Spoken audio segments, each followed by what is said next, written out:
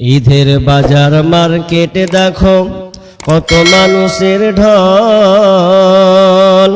জলসার নামে নর নারী করে ঝলমল।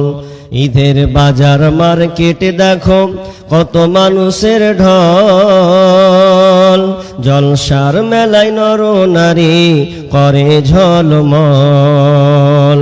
আর কমিটির সাপোর্ট আছে বলে, কমিটির সাপোর্ট আছে বলে ধর্মের অপমান। না চিনি নবীর হাদিস না মানি কোরআন, ভাইরে না চিনি নবীর হাদিস না মানি কোরআন। জলসার নামে ডেলিকেট করে মানুষ খাবে বলে, খাওয়া দাওয়া শেষ হলে ভাই বাড়ির টান মারে। জলসার নামে ডেলিকেট করে মানুষ খাবে বলে, খাওয়া দাওয়া শেষ হলে ভাই বাড়ির টান মারে। আর প্যান্ডেলের তলা করলি খালি, প্যান্ডেল তলা করলি খালি, ইসলামকে করলি অপমান। না চিনি নবীর হাদিস না মানি কোরআন, ভাইরে না চিনি নবীর হাদিস না মানি কোরআন। হাসর মিজান পুলসে রাতে কেমনে হইবে পার, পার না হতে পারলে মোদের হবে জাহান্নাম। হাসর মিজান পুলসে রাতে কেমনে হইবে পার, পার না হতে পারলে মোদের হবে জাহান্নাম। হেদায়াতের নূর দাও হে প্রভু, হেদায়াতের আলো দাও হে প্রভু, তুমি যে রহমান। না চিনি নবীর হাদিস না মানি কোরআন, ভাইরে না চিনি নবীর হাদিস না মানি কোরআন। মোরা নামের মুসলমান, মোদের কেমন যে ঈমান। না চিনি নবীর হাদিস না মানি কোরআন, ভাইরে না চিনি নবীর হাদিস না মানি কোরআন। উপস্থিত সম্মানীয় সুযোগ্য আজকের জলসার স্বনামধন্য সভাপতি, মঞ্চে উপবিষ্ট ওলামা ইকরাম এবং দূরদূরান্ত থেকে আগত ছোট বড় দিনদার ইমানদার মুমিন ভাই সকল, আমার বাম দিকে রত প্রজেক্টের মাধ্যমে দেখনেওয়ালি সম্মানিতা মা ও বোনেরা, প্রথমে সেই মহান আল্লাহ সুবহান ওয়া তাআলার প্রশংসা, যিনি আমাদেরকে ধারাবাহিকতার সাথে বিভিন্ন আলোচকের মুখ দিয়ে কোরআন ও হাদিসের আলোকে আলোচনা শোনার এবং আমলের যে একটা আল্লাহ সুযোগ দিয়েছেন, সে আল্লাহ সুবহান ওয়া তাআলার শুকরিয়া জ্ঞাপন করি, বলি আলহামদুলিল্লাহ। অতঃপর শান্তি বর্ষিত হোক সকল নবীদের উপর, বিশেষ করে আমাদের শেষ নবী জনাবে মুহাম্মদুর রাসূলুল্লাহ, আমরা সকলে বলি সাল্লাল্লাহু আলাইহি ওয়াসাল্লাম। সম্মানিত উপস্থিতি, সময় খুব কম, কারণ এই আলোচনা সভা 12:30টার মধ্যেই কিংবা আর কিছু 10-15 মিনিট এদিক ওদিক হবে, এই পর্যন্ত এই সময় সাপেক্ষে। তা আমাকেও খুব সময়, অল্প সময়, তো আমি কিছুক্ষণ আলোচনা করব বিধায় আপনারা নড়াচড়া আর করিয়েন না। কিছুক্ষণের জন্য আলোচনা করছি, কারণ যে মেন উদ্দেশ্য বা যাকে লক্ষ্য করে আজকে জলসা, আপনারা দান দিয়েছেন পূর্বের আলোচক শেখ হেদায়েতুল ইসলামের হাতে এবং আপনারা দোয়া নিয়েছেন। তো আমিও এই ছোট অধমের হাতে, আপনারাও কিছু কিছু করে এই মাদ্রাসার জন্য আপনারা হাত বাড়াবেন ইনশাআল্লাহ, আমিও আপনাদেরকে দোয়া দেব। আমি আপনাদের সম্মুখে মহাগ্রন্থ আল কোরআন থেকে সূরা জুমারের 68 নম্বর আয়াত তেলাওয়াত করেছি এবং হাদিস থেকে, বুখারী ও মুসলিমের একটা হাদিস, পুরো একটা অংশ, পুরো একটা হাদিস আমি আপনাদের সামনে পাঠ করেছি। তার মানে খুবই গুরুত্বপূর্ণ বিষয়, যদিও বলার সময় পাবো না, বিধায় অন্তত আধ ঘন্টা মতন আপনারা শ্রবণ করবেন। আল্লাহ সুবহানাহু ওয়া তাআলা এই পৃথিবীটাকে বানিয়েছেন, সুন্দর ব্যবস্থাপনা করেছেন, কিন্তু আল্লাহ এই পৃথিবীটাকে একদিন কুটিয়ে নেবেন। কেমন? আপনারা জনসমক্ষে এতগুলো লোক বসে আছেন আমার সামনে, তার মানে আমি বুঝতে পারছি যে আলোচনা চলবে, আপনারা শুনবেন। কিন্তু যদি আলোচনা চলতে চলতে মানুষের সমাগমটা আস্তে আস্তে কমে যায়, তখন একটা বক্তার অনুশোচনা হয়ে যায়, সে ক্লিয়ার হয়ে যায় যে আর জলসা বা কোনো আর আলোচনা করা যাবে না, বিদায় শেষ করে দিই। ঠিক তেমনি ভাবে আল্লাহ সুবহানাহু ওয়া তাআলা দেখবেন যে পৃথিবীতে আর কোনো ইমানদার মানুষ নাই, আল্লাহওয়ালা লোক নাই, দুনিয়া থেকে সবাই আস্তে আস্তে বিদায় নিয়েছে। আল্লাহ বলবেন ইসরাফিলের মাধ্যমে, ইসরাফিল তুমিও সুর ফুঁকে দাও, আর সময় নাই, কারণ যেগুলো আছে ইন্না ইল্লা আলা শিরারিল খালক, যারা নিকৃষ্ট অপদার্থ লোক, তাদের উপরে কিয়ামত কায়েম হবে, ওইগুলোর লোকের উপরে কিয়ামত। অর্থাৎ এক কথায় সারাংশ আপনাকে দিই, পৃথিবীতে আর থাকবে না। কিভাবে হবে?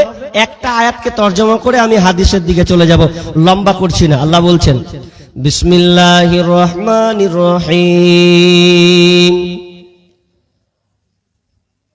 وَنُفِخَ فِي الصُّورِ فَصَعِقَ مَن فِي السَّمَاوَاتِ وَمَن فِي الْأَرْضِ إِلَّا مَن شَاءَ اللَّهُ ثُمَّ نُفِخَ فِيهِ أُخْرَى فَإِذَا هُمْ قِيَامٌ يَنظُرُونَ। রব্বুল আলামিন যখন ইসরাফিলের মাধ্যমে পৃথিবীটাকে যখন রব্বুল আলামিন যখন ইসরাফিলের মাধ্যমে পৃথিবীটাকে ধ্বংস করবে, যখন ইসরাফিল আলাইহিস সালাম সুর ফুঁকে দেবেন, ওয়ানুফিকা ফিস সূরি ফাসাইকা মান ফিস সামাওয়াতি ওয়া মান ফিল আরদ, তখন আসমান এবং জমিনে যা কিছু আছে সব বেহুশ হয়ে যাবে, একটা কেউ মানুষ হুশের মধ্যে থাকবে না। ইল্লা মান শাআল্লাহ, তবে যা আল্লাহ যাকে চাইবেন সে কেবল ছাড়া। ওয়া সুম্মা নুফিকা ফীহি উখরা ফাইদা হুম কিয়ামুন ইয়ানজুরুন, যে আল্লাহ আবার একটা সুর ফুঁকবেন, আর ওই সুর ফুঁকার ফলে সবাই যেন কিয়ামতের মাঠে দরুন ধরবে, কেউ আর থাকবে না, একটা পোকাও যেন থাকবে না। এই জন্য থাকবে না কারণ আল্লাহ সুবহানাহু ওয়া তাআলা চ্যালেঞ্জ ছুড়ে গেছেন পৃথিবীতে। আল্লাহ রাব্বুল আলামিন বলেছেন ওয়ামা হুম আনহা বিগাইবিন, একটা মানুষ অনুপস্থিত থাকবে না। অনেক লোক এখনো 100তে 100 লোক হাজিরই হয়নি, কেউ অনেকে বাইরে আছে, কেউ দোকানে বসে আছে, কেউ বাকি না আরো আড্ডায় গল্পতে মেতে আছে, কিন্তু 100তে 100 আমি আপনি কেউ যেন পারিনি। কিন্তু আল্লাহ যেদিন ইসরাফিলের মাধ্যমে সুর ফুঁকে দেবেন, সেদিনকে সবাইকে কিয়ামতের ময়দানে হাজিরি দিতে হবে। পরিস্থিতি খুব কঠিন, ভয়াবহ একটি জায়গা দাঁড়াবে। কিয়ামতটা হবে একদিন নয়, একদিন নয়, 1 মাস নয়, 10 মাস নয়, 50,000 বছর হবে একটা দিন। তো এই কিয়ামতের ময়দানটা কত পরিস্থিতি হবে, কত ভয়াবহতা জটিল ময়দান হবে। আল্লাহ সুবহানাহু ওয়া তাআলা একটা একটা করে যেন আমাদেরকে বলে দিয়েছেন। যখন পৃথিবী ধ্বংস হয়ে গেল, কিছু আর থাকলো না, সমতল হয়ে গেছে। ইহসারুন নাসু ইয়াউমাল কিয়ামাতি আলা আরদিন বাইদা ওয়া আফরাকা কুরসাতিন নাকি লাইসা ফিহা আলামুন লিআহাদ। বিশ্বনবী বলছেন কিয়ামতের ময়দানে জমিনটাকে সমতল ভূমিতে, সাদা লাল মিশ্রিত সমতল ভূমিতে পরিণত করে দেবেন। ওয়া কুরসাতিন নাকি, এবং সাদা আটার খোলা রুটির মতন ময়দানকে চটিয়াল ময়দান বানিয়ে দেওয়া হবে। এক কথায় নিচু উঁচু বলে কোনো জায়গা থাকবে না। গাছপালা, পর্বত, নদী, নালা, খাল, বিল এগুলো একটাও কিছু থাকবে না। সম্পূর্ণ একটা সমান লেভেল করে দেওয়া হবে। আর কি করা হবে? সমতল ভূমি আল্লাহ বানিয়ে দিলেন। এরপরে আল্লাহ সুবহানাহু ওয়া তাআলা আর সূর্যটাকে মাথার উপরে নিয়ে আসা হবে। বিষ্ণু বলছেন ইয়ারাকুন নাসু ইয়াউমাল কিয়ামাতি, ইয়ারাকুন নাসু ইয়াউমাল কিয়ামাতি। মানুষ কিয়ামতের দিন সূর্যের তাপে মানুষ ঘামতে থাকবে, ঘামতে থাকবে। কতটা ঘামতে থাকবে? 70 হাত পর্যন্ত গজিয়ে যাবে। বিশ্বনবী বলছেন তুদনা শামসু ইয়াউমাল কিয়ামাতি, তুদনা শামসু ইয়াউমাল কিয়ামাতি মিনাল খালক। আল্লাহ রাসূল বিশ্বনবী বলছেন আল্লাহ সুবহানাহু ওয়া তাআলা সেই দিন কিয়ামতকে মাথার উপরে নিয়ে আসবেন। সৃষ্টির কাছাকাছিকে নিয়ে আসা হবে, এতটা নিকটবর্তী করা হবে যে সূর্যের তাপে মানুষ ঘামতে থাকবে, ঘামতে থাকবে। হাত্তা তাকুনা মিনহুম কামিকদারি মিল, এমন এতটা কাছাকাছি করে দেওয়া হবে। 1 মাইল উপরে সূর্যটাকে করে দেওয়া হবে। তার মানে বুঝলেন 1 মাইল কত দূর? কেউ বলছেন আপনার কিনা সুলাকার সুরমা দানি যতটা 1.5 ইঞ্চি বরাবর, ওই বরাবর মাথার উপরে সূর্যটা থাকবে। শিক্ষিত সুধী মণ্ডলী, যারা আমরা সায়েন্স বিজ্ঞান নিয়ে যেন পড়াশোনা করে একবার বিবেচনা করেন, ভূগোল নিয়ে আমরা পড়াশোনা করে একবার বিবেচনা করেন সূর্যটা কোথায় আছে দুনিয়া থেকে অপরে, সূর্যটা কোথায় আছে? তো বিজ্ঞানীরা বলছেন সূর্যটা 9 কোটি 30 লক্ষ মাইল থেকে, 9 কোটি 30 লক্ষ মাইল থেকে এই সূর্যের আলো আমরা দুনিয়াতে পাচ্ছি। কিন্তু সেই দিন আল্লাহ সূর্যটাকে মাথার উপরে করে দেবেন। মাথার উপরে সূর্য থাকবে 1 মাইল সোলাকার। একবার আপনার সুরমাদানির কাছাকাছি যাকে বলা হয়, মাথার উপরে সূর্য হয়েছে। ফায়াকুনুন নাসু, বিষ্ণু বলছেন ফায়াকুনুন নাসু আলা কদরি আমালিহিম ফিল আরাক।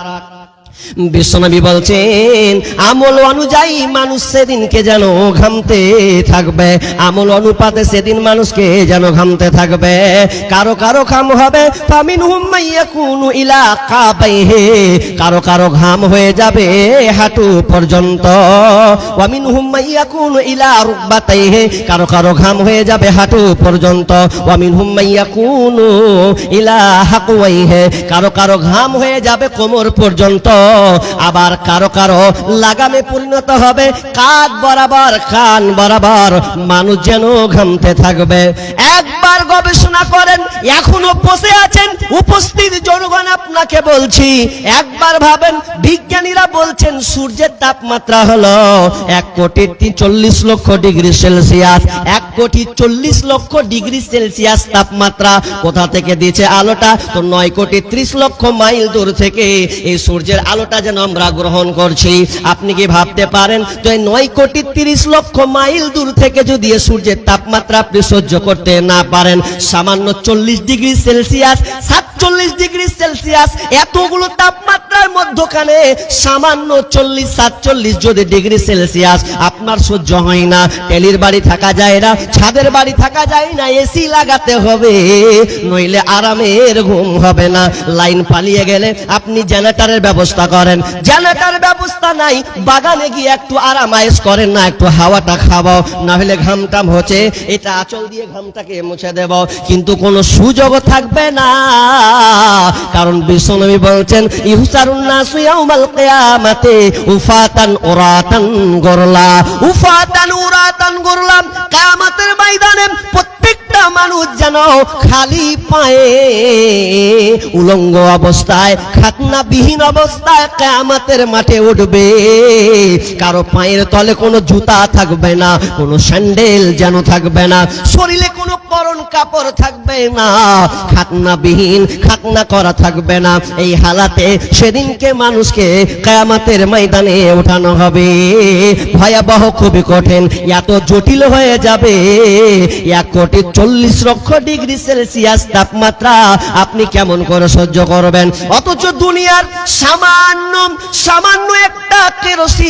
সামান্য একটা কেরোসিনের তাপমাত্রা হতে পারে 1000 ডিগ্রি সেলসিয়াস।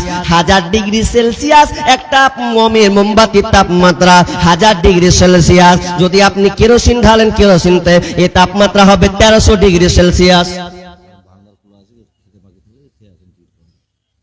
খেতে বলবো, বাইনটা আমি কার সাথে করব? আপনারাও পাগলা আছে।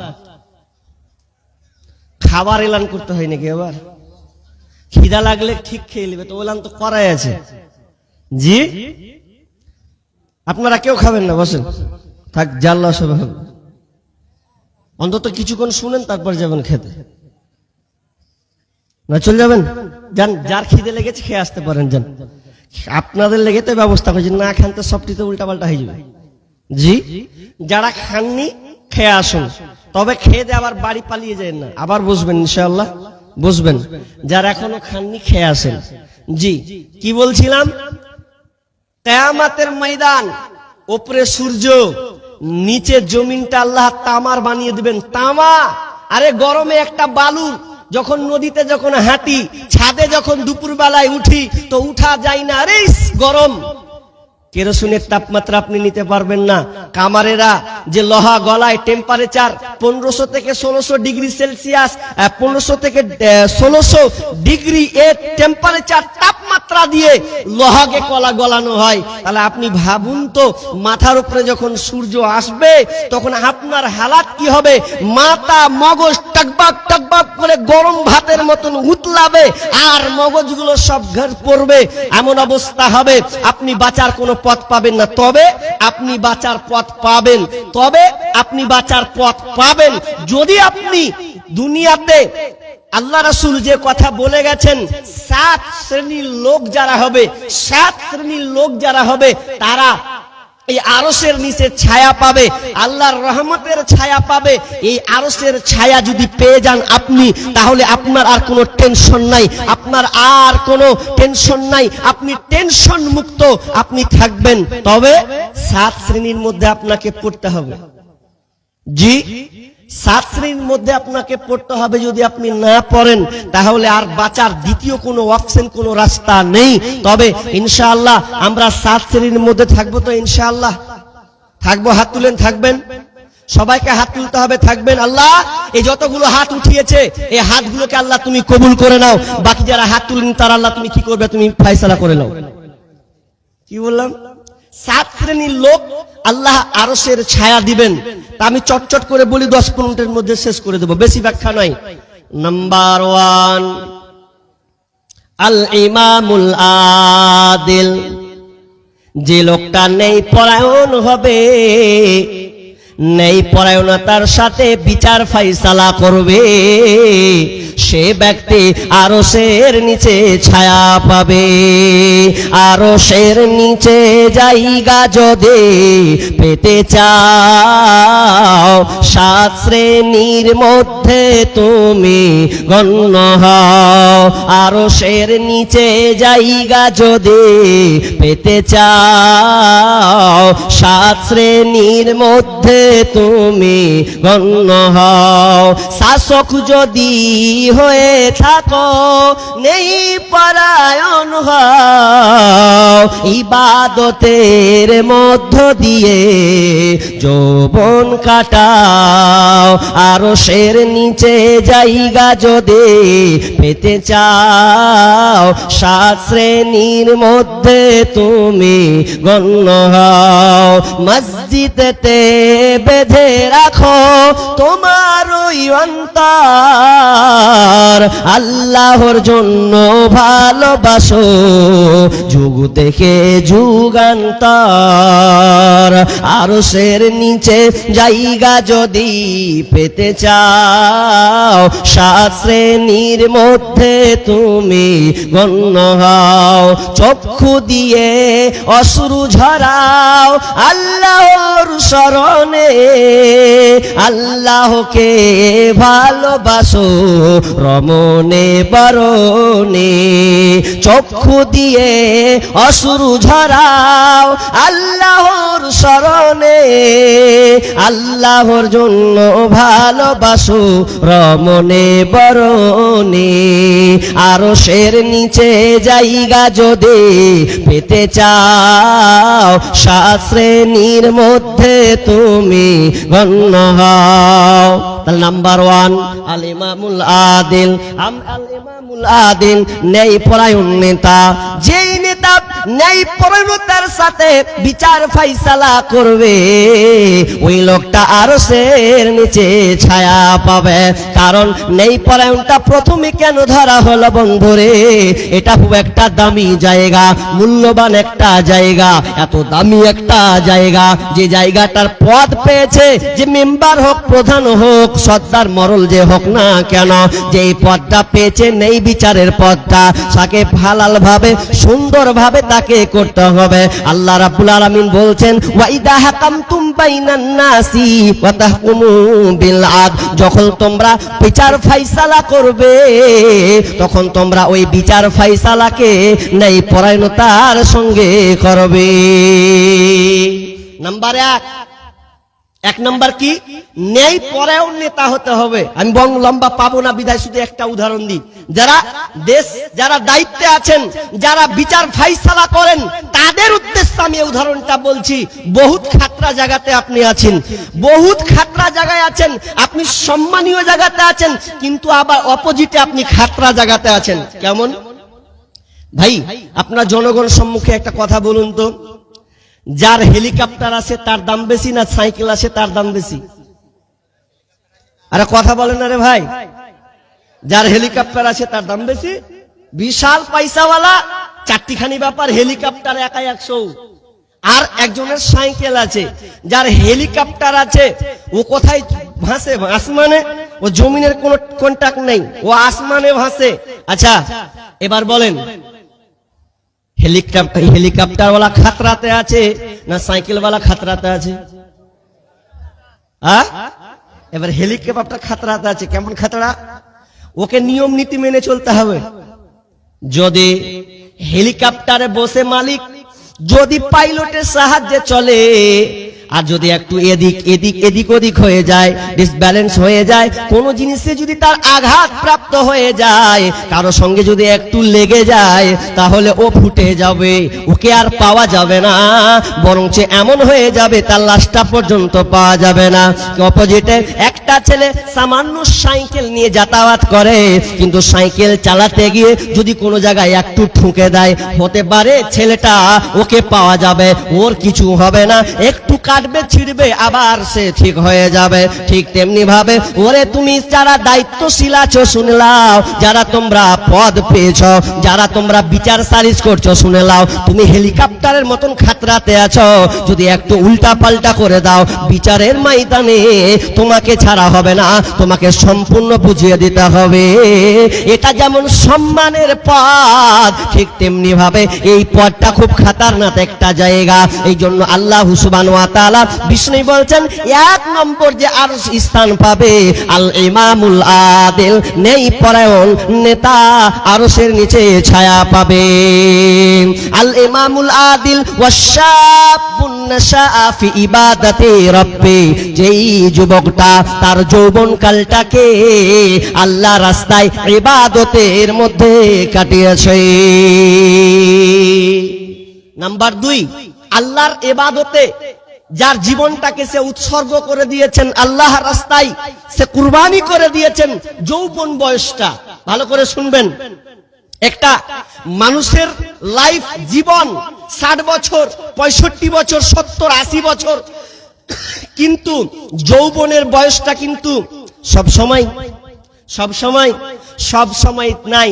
এজন্য বিষ্ণু বলছেন, ইকতানিম খামসান ক্বাবলা খামসিন, তোমরা 5টা জিনিস আসার আগে 5টা জিনিসের মূল্যায়ন করো। নাম্বার 1, শাবাবাকা ক্বাবলা হারামিক, তুমি বার্ধক্য আসার আগে, তুমি বৃদ্ধ হওয়া আসার আগে, বয়স হওয়ার আগে, তুমি যে বার্ধক্যে পাসার আগে যে তুমি যৌবনটা পেয়েছ, এই যৌবনটাকে তুমি আল্লাহ রাস্তায় কাজে লাগাও। তুমি যৌবনটাকে তুমি সঠিক জায়গায় কাজে লাগাও, কারণ যৌবন একবার পাবে, দ্বিতীয়বার মাথা ঠুকে যদি আল্লাহর কাছে চাও, আল্লাহ তোমাকে দ্বিতীয় চান্স দেবে না। কারণ যৌবন বয়সে মানুষ অহংকার, তাকাব্বুর, মাস্তানগিরি বেশি দেখায়। যৌবন বয়সে তার পাওয়ারফুলতা সে বেশি দেখায়, কিন্তু বুড়াতি হয়ে গেলে, বয়স হয়ে গেলে আর পাবে না। সোশ্যাল মিডিয়াতে অনেক বয়স্ক মানুষের ফুটেজ ভিডিও যেন আপনার কিনা ভাইরাল করা হয়। যেমন আমার চোখের দেখা একটা বয়স্ক লোক, বয়স তার 75-80 বছর হবে, একটা দোকানে চা খেতে বসেছে, ওকে একটু বিস্কুট দেওয়া হলো। বিস্কুট দেওয়ার পরে সে হাতে একটা গ্লাসের পানি নিয়েছে, আর ওই গ্লাসের পাত্রটা নিয়ে পানিটা যখন সে খাচ্ছে, তো দেখলাম বার নজর দিচ্ছি আমি, পানিটা যখন ওই বয়স্ক লোকটা যখন খাচ্ছে, খাওয়ার সময় মুখে যেন লাগিয়েছেন, খেতে খেতে হাতখানি এরকম যেন কাঁপা শুরু করেছে, কাঁপতে যেন খেতে যেন পারছে না, অর্ধেকটা পানি তার যেন কাপড়ে পড়ে যাচ্ছে। সামান্য এইটুকু মাত্র খেতে পেরেছে। কেন এ এখন দুর্বল হয়ে গেছে, বয়স্ক প্রাপ্ত হয়ে গেছে। বন্ধু যুবক, তোমাকে বলছি, আজ তুমি যুবকে পদার্পণ করেছ, তোমার সুন্দর জীবন লাইফ তুমি আজকে পেয়েছ। এই যৌবনটাকে তুমি আল্লাহ রাস্তায় কাজে লাগাও, সৎ ভালো কাজে তুমি লাগাও। তুমি জানো না, তুমি যখন বৃদ্ধ হয়ে যাবে, তোমারও সেই দিন হালাতটা হবে, সেই দিন তুমি 1 গিলাস পানি ঠিক মতন করে পানি পান করতে পারবে না, অপরের সাহায্য ছাড়া তুমি এক মুহূর্ত টিকতে পারবে না। ওয়াশাবুন নাশাআ ফি ইবাদাতি রাব্বি, যেই যুবকটা তার যৌবন কালকে আল্লাহ রাস্তায় ব্যয় করেছে, আল্লাহ রাস্তায় জিকির আজগারে সময়টাকে অতিবাহিত করেছে, ওই ব্যক্তিটা আরশের নিচে ছায়া পাবে। হাজি, এবার যদি আমি আপনাদেরকে বলি যে হারকে বর্তমানে যুবকের অবস্থা কি, একটু ডেফিনেশন দেন তো। বর্তমান যুবক কি হালাত হবে? ধরা হয় যুবক, তোমার জীবনটা, তোমার যৌবন পদার্পণটা কোন দিকে গেছে? জি, আজকের বর্তমান মসজিদগুলো বিরান হয়ে গেছে। দেখেন মসজিদগুলো কি অবস্থা, যুবক ছেলে নাই, যা আছে চাচা, যা আছে দাদা, এ কয়েক লোক খালি দেখছি নামাজ অবস্থায়। আর যুবকরা আড্ডা, চায়ের দোকানে, পানের দোকানে দিন রাত আড্ডা, পিছার গল্প করে টাইমটাকে পার করছে। যুবক, তুমি জানো না যৌবনের দাম, যৌবনের পাওয়ার এতটা, তুমি যৌবন বয়সে যা পারবে বৃদ্ধ বয়সে তুমি পাবে না। তবে আমি ওই চাচাদেরকে সুসংবাদ, ওই দাদুদেরকে সুসংবাদ, যারা বার্ধক্যে চলে গেছে, যদি ওই চাচা ওই দাদুটা যৌবন বয়সে ঠিক মতন আল্লাহর ইবাদত করে, ঠিক মতো আল্লাহকে পাঁচ ওয়াক্ত নামাজে পাবান থাকে, যদি ওই চাচাটা, ওই বৃদ্ধ লোকটা যদি বুড়িয়ে যায়, এরপরে ও বুড়িয়ে গেলেও সে সে সবটা নেকিটা পেয়ে যাবে, সবটা নেকিটা পেয়ে যাবে, সবটা নেকি পেয়ে যাবে। কারণ যৌবন বয়সে নামাজ পড়েছে, যৌবন বয়সে তাহাজ্জুদ গুজার ছিলেন, যৌবন বয়সে বেশি দান করেছে, যৌবন বয়সে মানুষের সাহায্য নিয়েছে, কিন্তু এখন পারছে না। কেন? আল্লাহ তাকে বার্ধক্যে পৌঁছে দিয়েছে, কিন্তু তার নেকিটা কোনোদিন কমবে না। কিন্তু আফসোস তাদের জন্য যারা যৌবন বয়স পেল, পাওয়ার পর তার যৌবনটাকে কাজে লাগাতে পারলো না। হাজি নামাজটা পড়বে না, এ লক্ষ্য করে থাক, বেশি বকিস না। এখনি চলছে হট্টা হুট্টা, কি করছিস? পড়বো, দাড়ি ছাড়বেন না? বলছে দাড়ি কি ছাড়বো, এখানে তো সব কাঁচা কাঁচা হয়ে আছে। তার মানে ও চাচা কাঁচা দাড়ি নিবে না, সাদা দাড়ি নিবে। অবস্থা খুব খারাপ। আর আমাদের বর্তমানে যুবকরা, আমি আর একটা কথা বলি, আমাকে বলছেন চলো যান বায়নার করিয়েন না, মনে হয় আদায় করুন। এখন আদায় করতে হবে আমাকে। জি, তো আমি যেটা বলছি লাস্ট কথা, তাহলে আমি আর তর্জমা করছি নাও। তবে একটা কথা বলি, যুবক আমি তোমাকে খুব ভালোবাসি, আমিও যুবক, তোমরাও যুবক বসে আছো, কিন্তু তুমি একবার ভাবো তোমার যৌবনটা তুমি কোন কাজে লাগিয়েছো, কোথায় ব্যয় চলছে তোমার। আজকে বর্তমানের পর্যবেক্ষণ করব, একটু গবেষণায় নামি না। আজকে বর্তমানে যুবকরা কোথায় দাঁড়িয়েছে? বর্তমান যুবকরা মসজিদে বাদ, ইবাদত বাদ, মসজিদ বাদ দিয়ে যুবকের যে অতিবাহিত সময়টা কাটছে মোবাইলে, ঠিক না বেঠিক? মোবাইলে তার জীবনটাকে, যৌবনটাকে পার করছে। তো যৌবনটা কেন পার করছে? মোবাইলের সঙ্গে একটা লিঙ্ক দ্বিতীয়টা আছে, তার নাম দ্বিতীয়টা হচ্ছে নারী। কোন নারীর ফাঁদে পড়ে আছে, আর ওই ফাঁদে পড়ার কারণে যুবকটা আল্লাহকে ভুলে গেছে। তার মানে যুবক, তুমি যৌবন বয়সে যে তুমি এই অশ্লীলতা বেহাপয়ের মধ্যে ঢুকে আছো, এটা তোমাকে এখনই ফিরে আসতে হবে। যদি তোমার কাছে কোনো মেয়ে নাম্বার থাকে, ওটাকে ডিলিট করতে হবে। তুমি যদি ডিলিট করতে পারো, তাহলে তোমার জন্য আরশের নিচে ছায়া থাকবে, নচেত ওই নারী তোমার কোনো উপকারে আসবে না, বরং তোমার পুরো লাইফটাকে বরবাদ করে দেবে। বর্তমান যুবকরা এখন মোবাইলের আক্রান্ত হয়েছে। আক্রান্ত হওয়ার কারণে তারা লাইফটাকে বরবাদ করে দিয়েছে। জামানা মোবাইলে খাইছে, জামানা ফেসবুকে খাইছে, জামানা মোবাইলে খাইছে, জামানা ফেসবুকে খাইছে। অল্প বয়সের ছেলে মেয়ে প্রেমে জড়াইছে, জামানা মোবাইলে খাইছে, জামানা ফেসবুকে খাইছে। সকাল বেলা বাবা বলে যাস রে কোথায়, বাবার কথা শোনার মতো সময় যে আর নাই। রাস্তার পাশে বসে বসে ছেলেরা, রাস্তার পাশে বসে বসে ফ্রি ফায়ার খেলছে, জামানা মোবাইলে খাইছে, জামানা ফেসবুকে খাইছে। অল্প বয়সের ছেলে মেয়ে প্রেমে জড়াইছে, জামানা মোবাইলে খাইছে, জামানা ফেসবুকে খাইছে। বিবাহিতা মেয়ে যখন ফেসবুকে ঢোকে, হ্যান্ডসাম ছেলে দেখে সে তো প্রেমে পড়ে। বিবাহিত ফেসবুকে ঢোকে, হ্যান্ডসাম ছেলে দেখে সে তো প্রেমে পড়ে। ওরে স্বামী সন্তান সব ছাড়িয়া, ওরা স্বামী সন্তান